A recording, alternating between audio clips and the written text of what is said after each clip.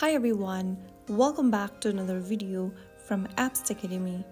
In today's episode, we will be learning how to add the hiring badge to your LinkedIn profile. So in order to do that, first of all, open up your LinkedIn app on your mobile device. Once you do that, go ahead and log into your account and then go to your profile picture at the top left corner of the screen. In the expanded menu, click on your name at the top.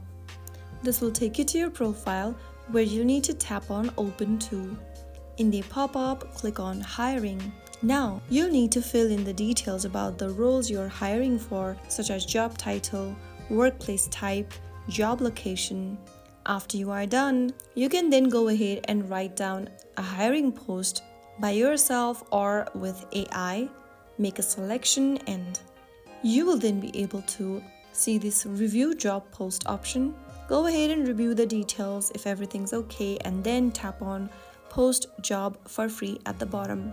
Soon after you do that, the hiring badge will appear on your LinkedIn profile, signaling to potential candidates that you're actively hiring.